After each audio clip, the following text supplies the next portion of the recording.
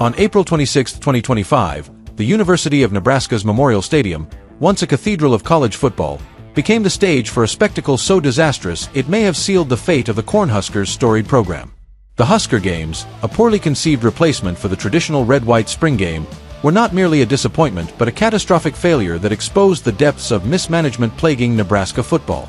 Marketed as an innovative showcase of 7-on-7 competitions and skills drills, the event, also known as the Nebraska Games or Fall Sports Preview, delivered a chaotic, embarrassing mess that alienated fans, repelled recruits, and tarnished a legacy built over decades.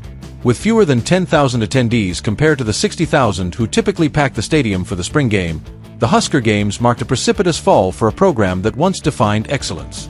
This was no mere misstep, it was a death knell, a culmination of 2 decades of poor leadership from coaches, athletic directors, and university officials, with head coach Matt Rhule's decisions serving as the final nail in the coffin. The Husker Games, or as they could aptly be called, the day Nebraska football died, have left the program in a state from which it may never recover. A tradition dismantled. The cancellation of the spring game.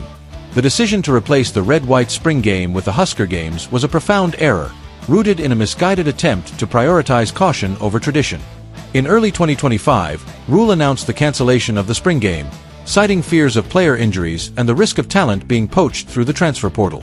These rationales were flimsy and insulting to a fan base that understands football's inherent risks.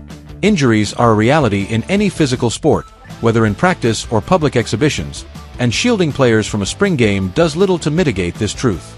The notion that a single scrimmage would expose players to significant scouting or poaching was equally absurd. In the modern era, players are already known quantities, tracked through game film, recruiting networks, and constant communication with rival programs. A spring game would not alter this dynamic, yet Rhule used it as a pretext to dismantle a cherished ritual that unites Nebraska's football community. The red-white game is more than an exhibition, it is a cultural cornerstone, a springtime celebration that draws families, alumni, and fans across generations to Memorial Stadium. With attendance often rivaling that of major programs, it underscores Nebraska's unique passion for football in a state where the sport is a way of life. Replacing this tradition with the Husker Games, a hodgepodge of skills contests, a women's flag football game, and other peripheral activities, was a grave miscalculation. The event structure, inspired by the NFL's Pro Bowl, was fundamentally at odds with Nebraska's football ethos, which craves the intensity of competitive play, not contrived spectacles. By prioritizing a sanitized, low-risk format, Rhule and the athletic department underestimated the emotional weight of the spring game, setting the stage for a debacle that would reverberate far beyond April 26.